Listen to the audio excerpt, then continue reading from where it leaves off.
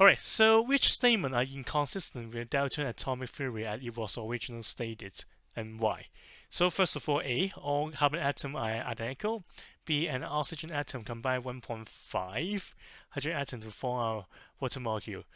C, two oxygen atoms combine with a carbon atom to form a carbon dioxide, and the formation of the product often involves the destruction of one or more products. Alright, so yeah, the solution is it's pretty long over here. So let me add a section again. Okay, so from the to summarize the Dalton atomic theory, just say that the the building block of our chemical compound is an atom. It's an atom. Atom has a nucleus and electrons. When they are going to form different kind of compound, they cannot be destroyed. They must be there because it's the basic building block. Okay, so this is the basic idea. Okay, so if there's only, I would say that, okay, let's go through, there's some stuff over here.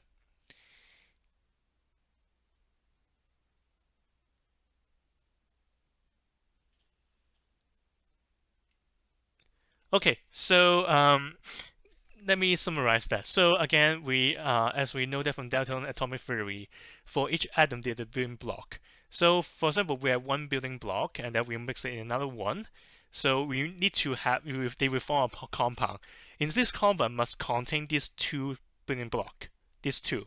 But for individual atom, they cannot be further separated in much more smaller building block. But you can argue that it have proton, neutron. But we are looking at the whole atom, nucleus and electrons. Okay, so and then when they form a compound, both of them they are still here. But they just bind together. They bond together, but by ionic bond, covalent bond. So they are still there. So therefore, from here we only can find out that two statements that are inconsistent. The first statement will be the oxygen atom combined with 1.5 hydrogen atom. Again, for this building block is 1, it's a whole number. 2, 3, and 4. It cannot be 1.5. So therefore B is inconsistent. And then for the last statement is that the formation of a compound always involves destruction of one or more atom. Again, for a compound, it's a collective of individual building block atom bound together.